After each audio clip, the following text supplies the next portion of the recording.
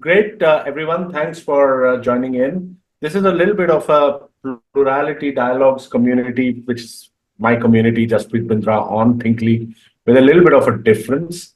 There's usually Vivek, under whose able guidance we are able to do all these talks very well. This time, unfortunately, it's me. But the only redeeming feature is that I've got a fantastic guest with me, who I'm pretty sure is going to take up most of the burden. Kuntal is joining us from Dubai, which is, I believe, Kuntal, almost as hot as Delhi is right now. Yes, Uh, yes, it's a little. As long as you're inside, you're okay. Once you're out, you forget where you are. yeah. So Kuntal is an amazing AI entrepreneur. You can look up her profile on LinkedIn. But today she joins us as an expert on AI. And you know what? We were really looking for an expert on AI this time to work, so that both of us could chat together. Because Kuntal, I personally think that the last week, which went by, was probably the biggest week in AI since the Yeah, legendary week of November 30th, when of 2022, when uh, uh, ChatGPT was launched. What do you think? no, I thought for a second you were going to say 2023 because that was also pretty momentous with Sam Altman getting ousted, right? So that was drama, but no, I think definitely last week was extremely exciting. In fact, I feel if you had anything that you needed to share with the world but didn't want it to be on anybody's radar, you should have published it last week if you're in the tech space, because then you're done with it, right?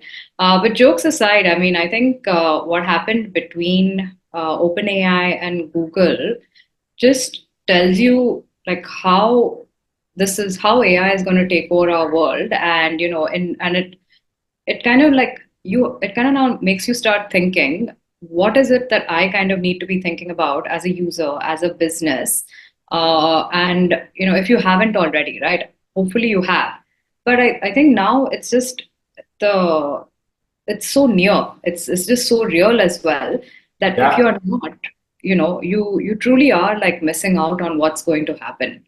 It's not a matter of if anymore, I feel, for people, but it's more a matter of when and how do I kind of now incorporate what's happening. No, lovely. We look forward to chat more about that. But I thought that, just for the people who have been living under various rocks, let me just recount what last week was all about. So, the two big things that happened, and then the third one, which almost got lost. As you said, if you had to do something and get lost in tech, this was the week. So, obviously, the biggest one was last Monday, just around a week, almost exactly a week back. Yeah, Seems like a few months though.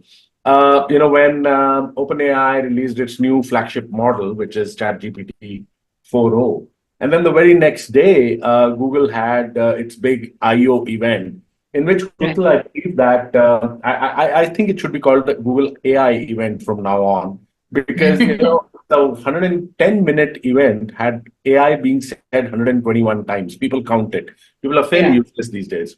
But yeah, those were the two big things, and we're going to talk about those. And many people say that these were timed to be. In fact, OpenAI just did this 24 hours earlier just to steal the news cycle, etc. yeah, exactly. And the big thing, probably the biggest thing that got lost, almost lost in the whole thing was Ilya Sutskever, who's the uh, who was one of the co-founders of OpenAI and chief Yeah, scientist, and they say the big brains behind, and who headed their alignment team, which is their security team, yeah, finally resigned.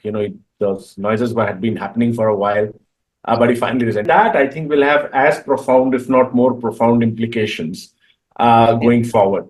So, just to set the stage for everyone, we are not going to talk specifically about which features got launched and what happened and whatever. Kuntal and I are going to talk much more about the implications, societal implications. What is it going to do in the future, etc. But yeah. I thought, just to put everyone on the same page, and before I kind of hand over for your comments, Kuntal, Selvin, if you could just bring up the first slide, of the slide deck that we have, because that gives like a very high level view of Yeah. of those 2 days, really. So look, someone has very nicely captured the top five announcements for each. So obviously GPT-4o was launched, which made voice mode for all, and I have a lot to talk about that, and I'm sure you do too, Kuntal. And then there was the ChatGPT app, desktop app for Mac and Windows, which could do a lot of things.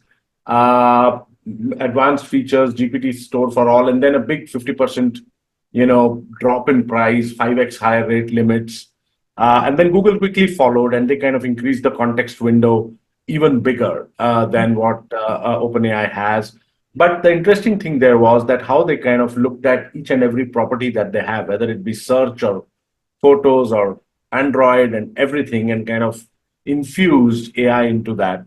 They had some new demos, I might say so, not launches, Right. which was Project Astra, which I'm sure we'll talk about, and lots of new models for voice, vision, video, music, bunches of things. So, it was all kind of out there, lots of stuff being talked about. What was your quick couple of takeaways, Kuntal, from all of this? So, you know, And we can take the slide outside. yeah, no, that's fine. It actually also serves as a reference point because there was so much that was happening last week. No, but I think first of all, even though you know that voice is a direction that AI is going to go into, seeing what was happening on the stage with OpenAI was just marvelous, right? Because it literally, went from a chatbot, which, by the way, sounds very like not that exciting, to suddenly an actual human conversation, right? And you knew this was happening, you knew this was going to happen, but now seeing it and seeing the way it was flowing, I mean, was just beautiful, for lack of a better word. Scary as well.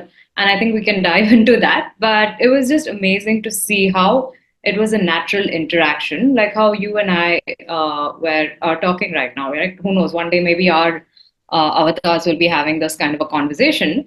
But it just shows you that it's there, right?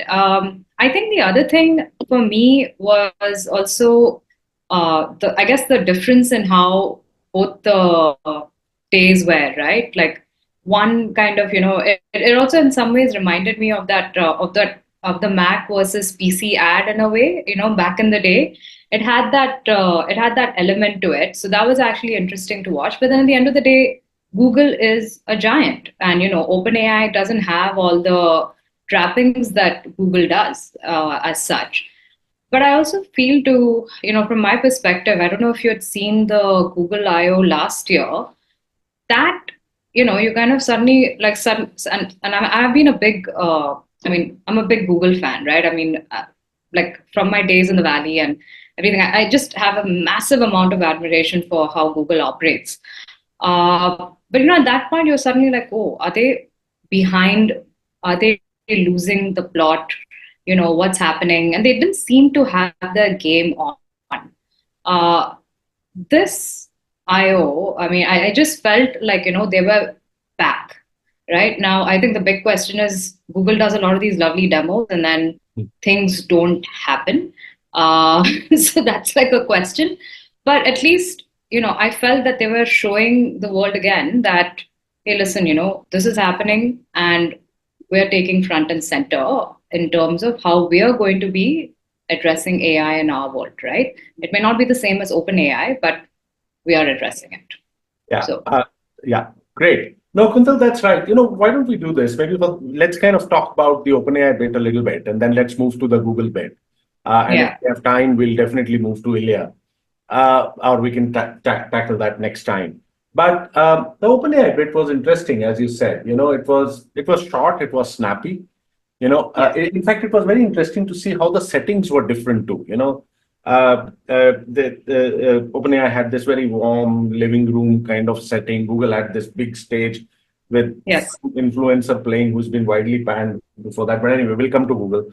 But I know for people who saw the video or didn't see the video, as Kuntal said, I think the big thing was, in fact, bigger, if I may say so, than GPT-5.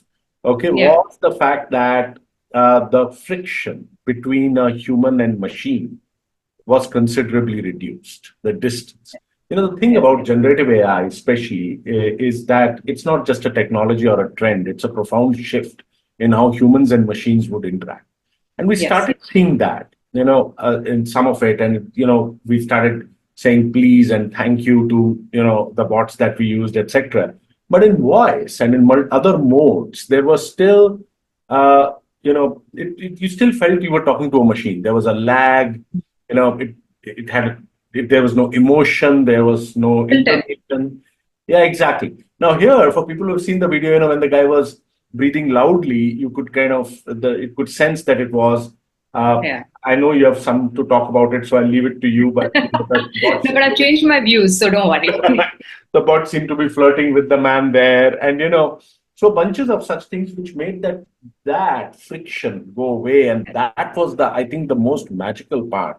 And therefore, I Yeah. think the one big takeaway that I had from the 4.0 thing was precisely this: that the distance between humans and machines has kind of considerably reduced. And so, Yeah. us working with machines as co-workers, or flirting with machines as potential partners, or just conversing in a social setting with machines, Yeah. it just seems now very, very, very possible. And that breakthrough, and then that led to a few use cases, which I'll show a couple of videos on Yeah.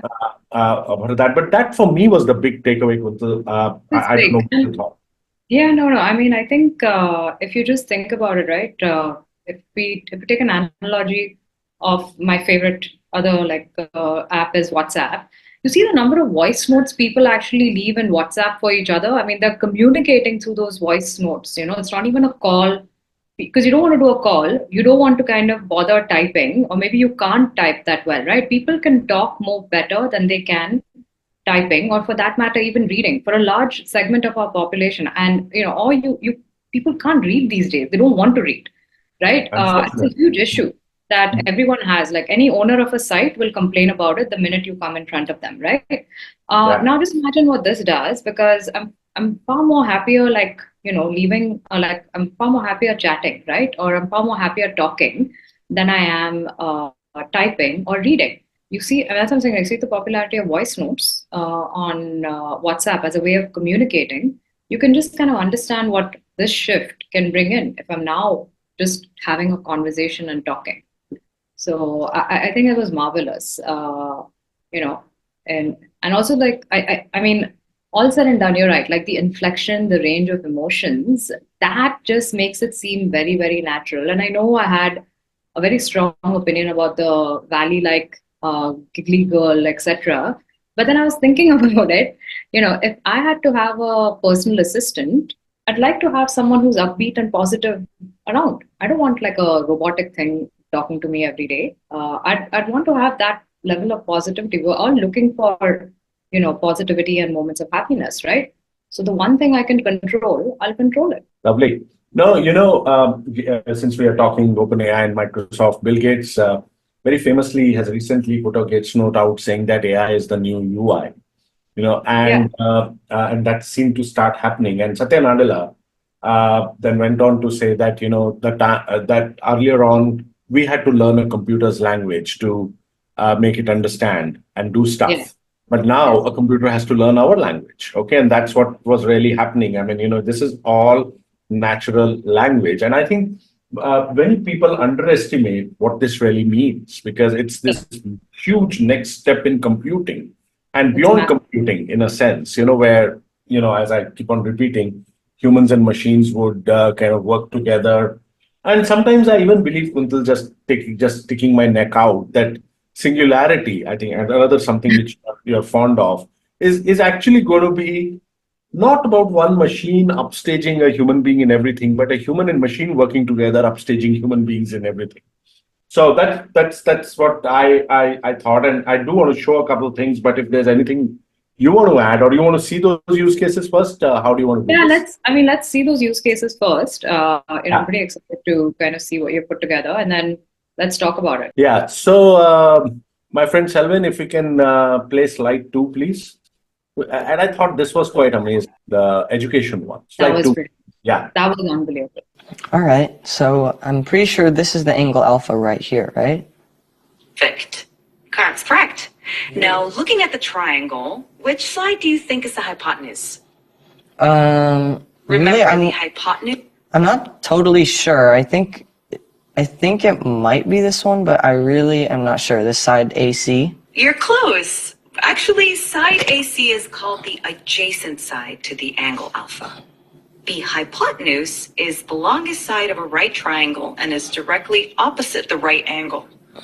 Can you find which one is the hypotenuse? Oh, okay, I see. So, I think the hypotenuse is this really long side from A to B. Would that be correct? Exactly. Well done.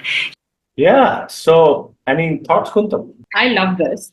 And instantly my mind obviously went to how EdTech will change. I also kind of thought about it. I'm sure you must have gone through this, Jaspreet. If you're even loosely associated with the word tech, you instantly become customer support for anybody and everybody around you. How do I post a picture on Instagram? How do I, upload PDFs from all the uncle and aunties that, might be around you, right? I instantly was thinking like, wow, I could just now show them that this is what you do and this is how you figure stuff out on your own. But more importantly, I think now you're suddenly, you're an experience. You're with an experience that has no limits on time and no limits on patience, right? Like if anyone, like a tutor or a helper or an assistant, a human assistant, there is a limit on time or patience that they will have. With this, I mean, that boundary is gone, right? And just the implications of that, like how we could level up, or how we could, I don't want to say upskilling, that sounds terrible, but how you could level up or how you could just learn things constantly changes radically, and it's amazing. Yeah. So sorry, I interrupted you. No. But the great thing here was that it wasn't telling the answer. That would Exactly. be the easiest thing to do, right? So it was really a personalized tutor. It was actually telling you how to do stuff. And Yes. I right. I mean, I frankly wish I couldn't understand half of the stuff that I was taught. And therefore, we all used to go to tuition classes because, Yes. there was nothing at that time to do. And now, with something like this, Yeah. a personalized tutor, as you said, at tech. I mean, I would actually, if I was to open a school or a university today, I would have to start from grounds up in terms of how and that university would be, because I think the old ways of pedagogy or teaching are going to go away. Yeah. But I'll tell you what, my coolest demo is the next one. Okay. Okay. And so Selwyn, if we can play this, the next one, and as it comes up, this is actually Greg Brockman, slide Okay. 37. Okay, one of the co-founders, as we know, Yeah. of OpenAI, who's Yeah. having some absolute fun by having two AIs talk to each other. So, Yeah. if we can play the video, please. All right, let's get started. Great. Hello there, new AI friend. I'm O. Ready to explore the world through your eyes? What are we looking at today? Hi, O. We're looking at a person wearing a black leather jacket and a light-colored shirt. They're in a room with a modern industrial feel, with exposed concrete or plaster on the ceiling and some interesting lighting.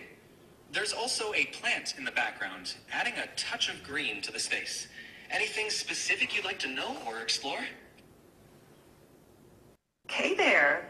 Sounds like quite the stylish scene. I'm already intrigued by the modern industrial vibe. Let's start with the person. Can you tell me more about their style? Are they doing anything interesting, like reading, working, or interacting with the space? The person has a sleek and stylish look with their black leather jacket and light-colored shirt. Right now, they seem engaged with us, looking directly at the camera. Yeah. So, what is the word that comes to your mind, Kuntal, when you see something like this? I was just going to say from now on, it'll be doable for me to say my PA will get in touch with your PA and they'll figure out like what needs to happen, when we can talk, etc. But it's just, again, right, it's limitless in terms of what you can kind of now think about. And it's really a matter of like, how do you choose to use everything that is at your disposal to become better? Like I really feel like, the updates and the products that were released just open up the realm of possibility, and it just fuels like, at least it fuels my imagination on what it is, right? But what did you think of this one? Well, if anyone from OpenAI was hearing this, they would say, yeah. That's why we called it OpenAI, not because it was open source or open, because it opens up possibilities. That's the reason. That's the reason. Probably that's what it is. You're right.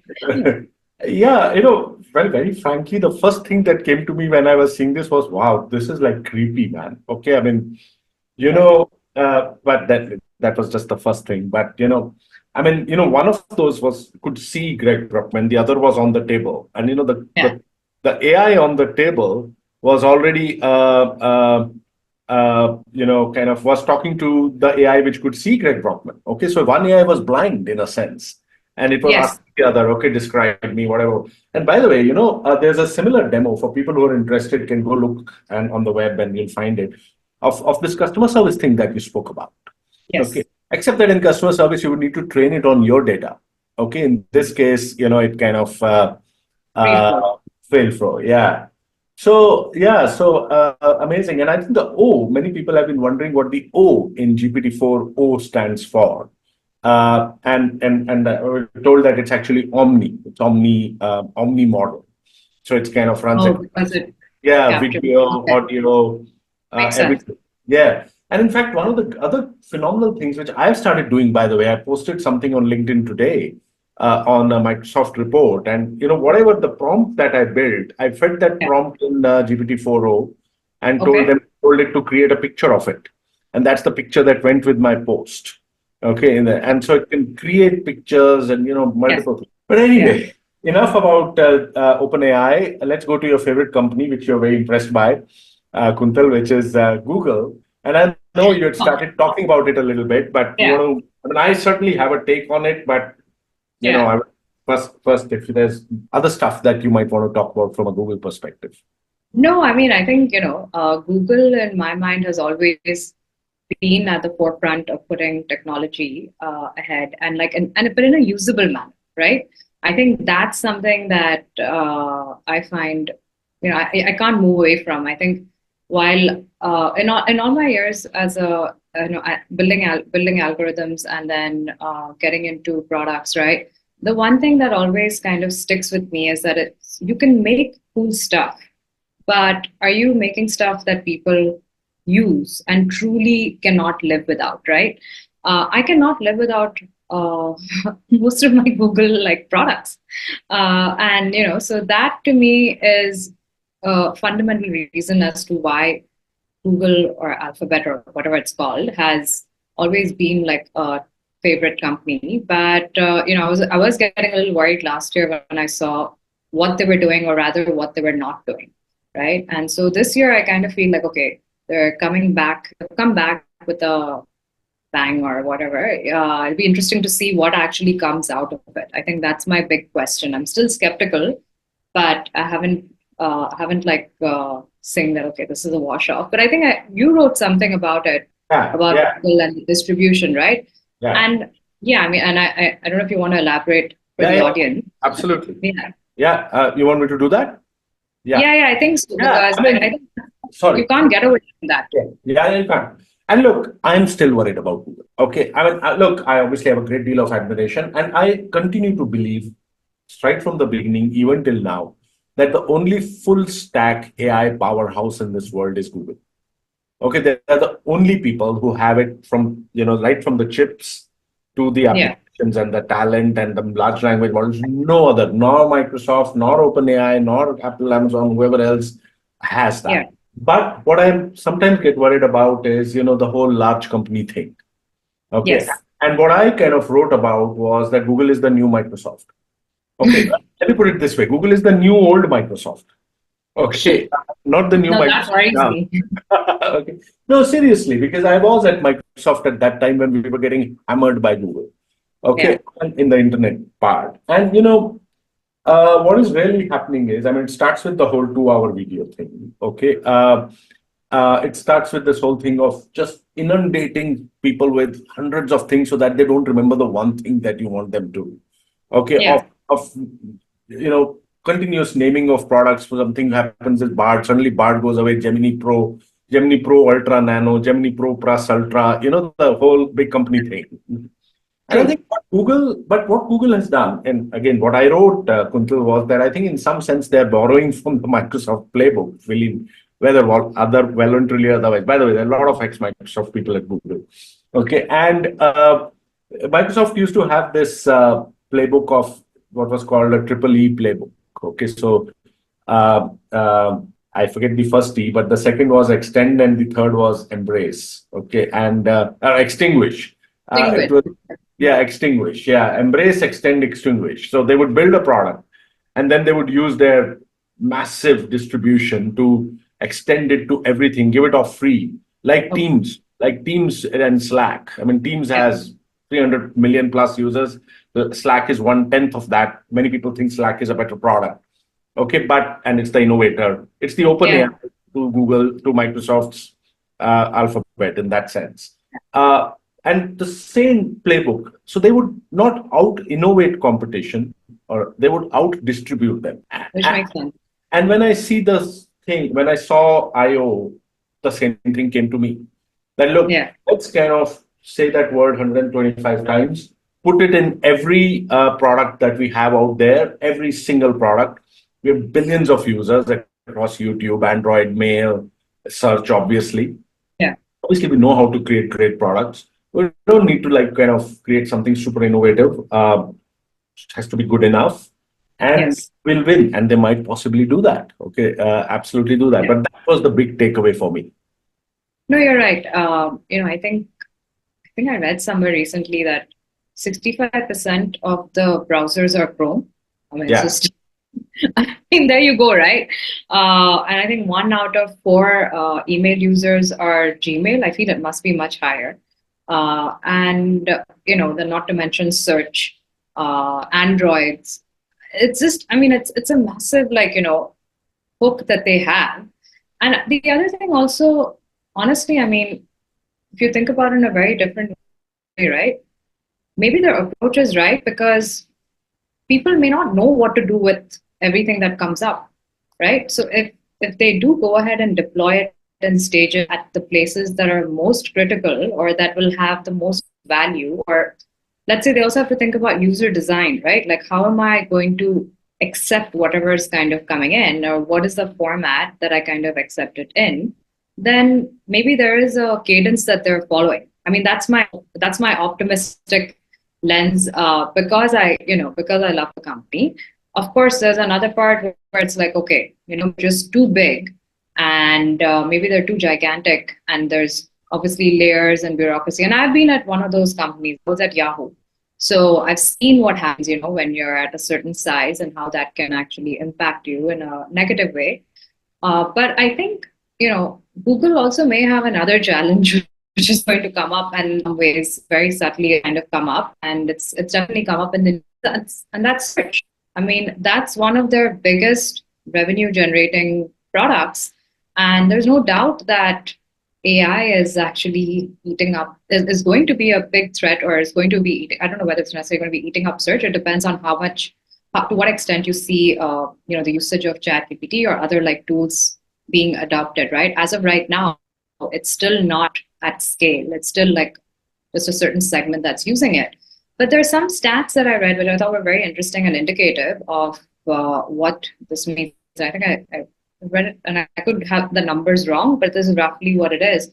I think about 25% of search is set to kind of get taken over by AI by 2026. So that's around the corner. We're almost halfway through the year. And 2020, yeah, 20, no, sorry, 2026, about 20 to 60% of publishers are at risk with the AI generated search, right? So what is Google supposed to do? Do they kind of go ahead and get knockout innovative AI products into the field? Or do they kind of, have A-OK products, or like maybe not like the superior innovative AI products that we're kind of all fascinated by seeing from OpenAI, but have some level of AI sprinkling and not shake up their revenue? Well, that's interesting. I've written a lot about this one, Kuntal, and not with this IO, but right from the beginning, we all know that transformers were invented at Google. Okay, and they did frankly nothing about it. Okay, in 2017, that famous paper, "Attention is All You Need," and they actually did nothing about it. Yeah. Uh, and Basically because they feared cannibalization, as you said, of their business model. Okay, and Yeah. I'm pretty sure that the best brains at Google right now are sitting trying to figure out how to build an advertising model in generative AI, which I personally think will be the worst thing that could happen. Okay, because again, we'll have that same old thing of, you know, the it becoming an advertiser's product rather than a consumer's I product, think it's this and model. that's where Google, in my opinion, has gone wrong. They Yeah. started as a consumer's product and they become an advertiser's product. The Perplexity guy actually said it very well. And he said that the same unit, okay, which I the saw answer that. that you gave, yeah, is suppose that the truth, unit of truth. Is it like for the consumer or for the advertiser? It's the same unit of truth when you put that answer. And Yeah. that's core, that's fundamental. Look, I'm always with the new guys, okay, however much I like a company. So I'm rooting for OpenAI. They've got lots of things wrong, but I'm always with the challengers. Okay, and we need to have these challengers that will make the big guys build their products better and hopefully Of course. pivot to moving from just an advertiser thing to a. But that also, and Vivek has reminded me in the chat today. So we had this riff, Kuntal, earlier, where I had actually predicted wrongly, obviously, that Sundar would lose his job by March 31st of this year. Well, so March 31st has come and gone. I do believe there's a leadership issue there. You're Okay. not the only one. I think a lot of people had actually brought this up, especially when was it? The release of, I forget now, the release of the last one of the models, which had all these like really weird images coming up. If you'd like, you'd write in like a Nazi I think it figure. was Gemini 1.56 Pro Ultra Nano. Yeah. And I was just like, I couldn't understand also how that happened, right? Because, I mean, it's one thing to hallucinate, but this was a response around actual facts, like this is history. And Google has, in that sense, like loads and loads of information to mine. So I Yeah. couldn't understand what was happening over there. And I remember like, lots of people saying that, oh, he's going to lose his job. This was just like a big disaster.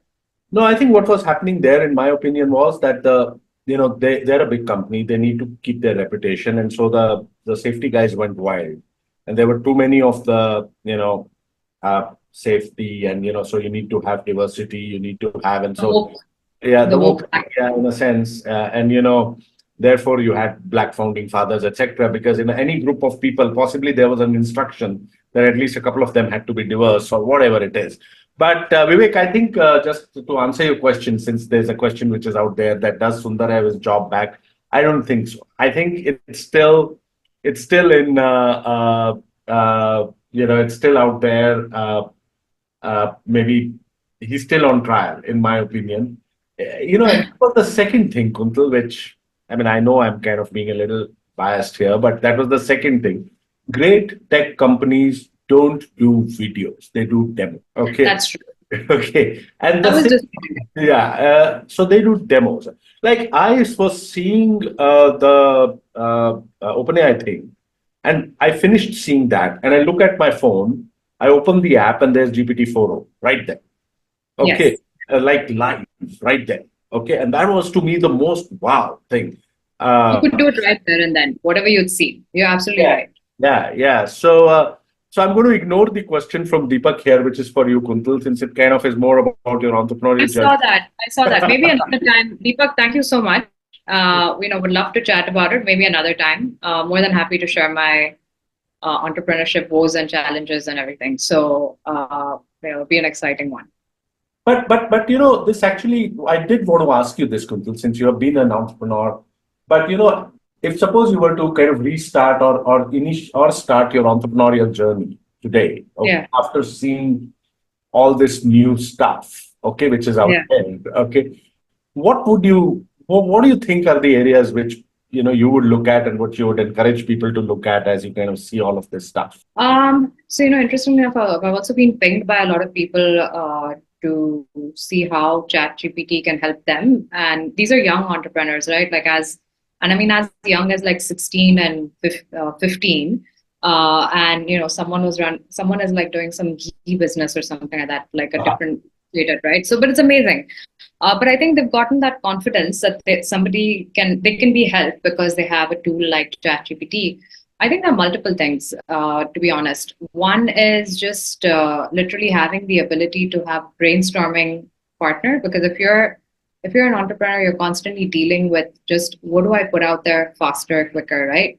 So content, for example, the worst thing possible for founders to kind of think about when it comes to marketing, when it comes to just going ahead and putting stuff out there just to get started, right? It's easy now to kind of have things come in, design, basically everything that you'd want to kind of get started, have certain roles can get taken over by, AI. How to think about your product, marketing, how to, let's say, look at fundraising, all of this. Now, the only caveat that I have in any of this is that I think what everybody has to keep in mind is just like you have access to all these tools, so does everybody else, right? So it doesn't like reduce or take away your own like need to do stuff or to put in your own like brain power. It's just literally looking at it as a co-pilot, a thinking partner, a content, or maybe in some cases also a extremely brilliant, young, inexperienced person who's come in and can potentially do stuff. It does not mean that you cannot sit and walk away from all the things that you need to do, right? But there's a whole bunch of things. For example, I have uploaded spreadsheets, data, and had like crunching happen through ChatGPT. So yes, earlier maybe I would have done it. Now I've gone ahead and had that done. So you're getting time back. Yep. I created a logo which I really loved with 4O actually because of the whole multimodal thing. Yeah. Before yesterday, we were planning to start a little bit of something, a club or something. And it was just amazing. And, that's another story which we can talk about someday. But, just as we wrap up, Kuntal, I had one question for you. And if you have something for me, that's great. I But do. you do? Okay, fine. Let me ask. Okay, why don't you ask first? So I've heard about what has gotten you really excited, from the updates from last week. What has gotten you very scared and nervous? 4-letter answer. Can I give you a 4-word answer? Sure.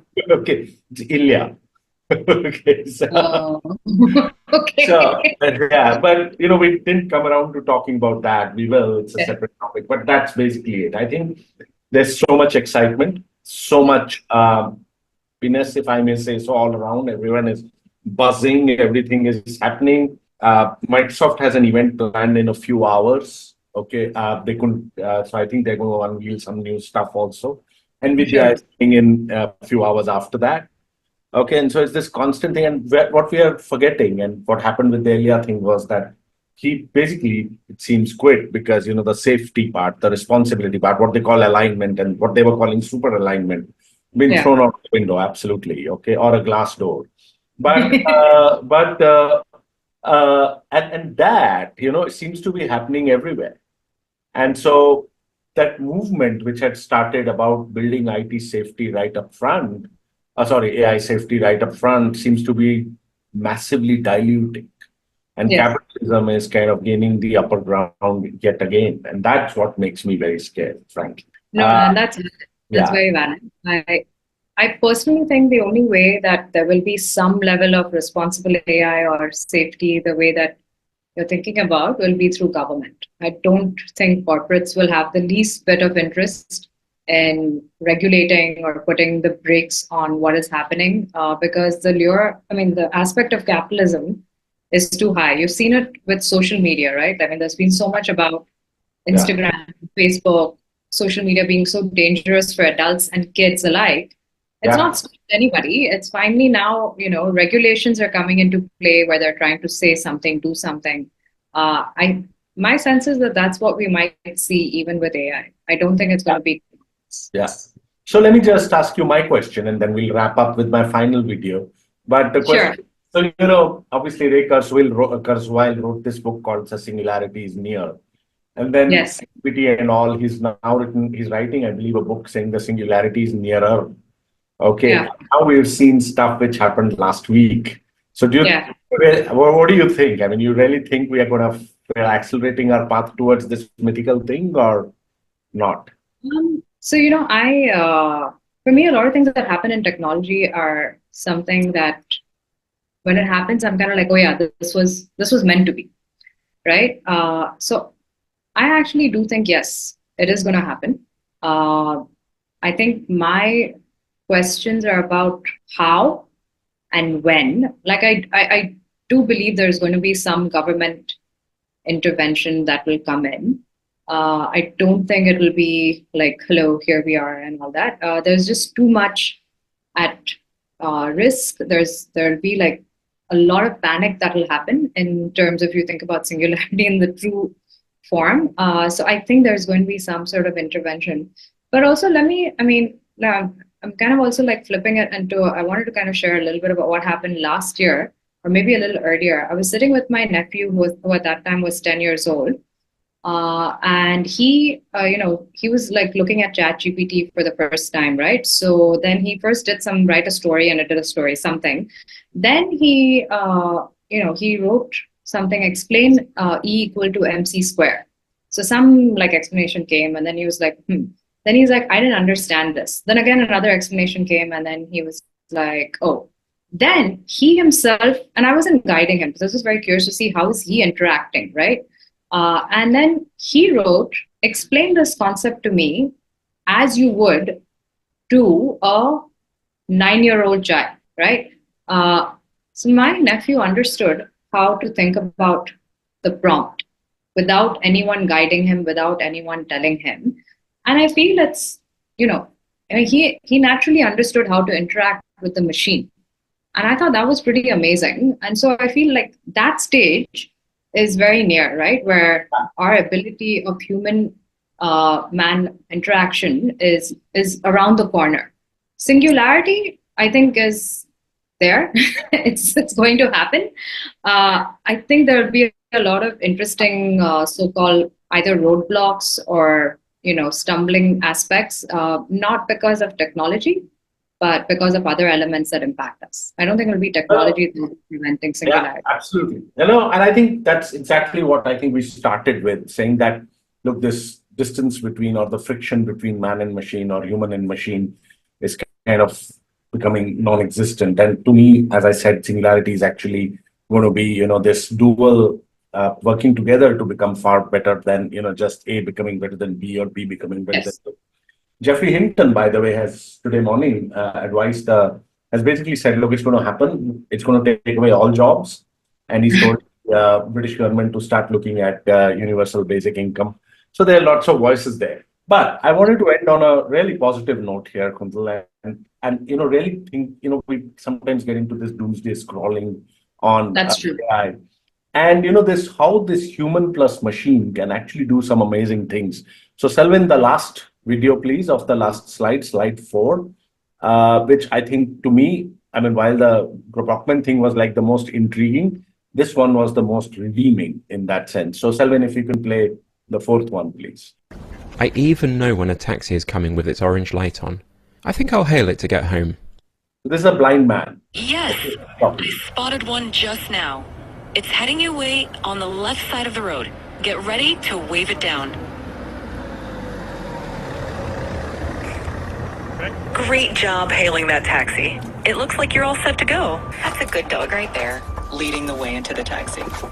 Safe travels. So be my eyes. Okay, now this guy, and this is a long video, I just showed one small part of it.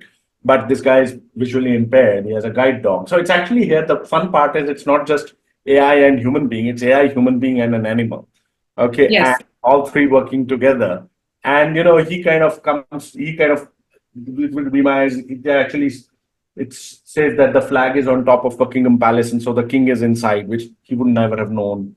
And then finally, and few other things, how many ducks are there in the pond, etc. What are they doing? But eventually, I mean, the simple job of hailing a taxi. Yeah, exactly. So if you see the full video, the AI actually recognizes that there's an orange light on top, which means that the taxi is empty, and says Yeah. that, you know what, now it's just coming, so you can hail it, and he does, and you know. So I think this is what is the promise, in a sense, of AI. And Uh, it's beautiful. I think yeah, it's and absolutely, that's what it means when you're like, we often think accessibility in a very like, I feel a very short form kind of way, like more languages. I'm like, okay, you know what? That's not that doesn't really matter, right? But now this is accessibility to someone that would have never even thought about it. So absolutely, it's just amazing. So that's why it absolutely. opens up possibilities. Super. Thank you so much, Kuntal, and thanks for everyone who joined. Because Vivek wasn't there, there weren't that many questions for whatever reason. But Okay. but hopefully we'll have more next time. And you know, we kind of try and keep a fortnightly cadence to that, primarily because of my own uh, you know, schedules. We don't do that, but hopefully next fortnight we'll also be there. And in one of those fortnights, Kuntal and I have planned a very uh, interesting bit around AI beauty pageants and AI human relationships, etc. So watch out for that. Probably not next time, but you know, in the coming weeks. But thanks, Kuntal. Thanks for your time. And I Thank know you you so much had a for little bit having of an accident, which an AI could have helped you avoid. But me. I think so. despite I think that, so. No, thank you so much. It was great to be here. It was fun always talking to you. thank you. Thanks, Kuntal. Bye bye. Bye.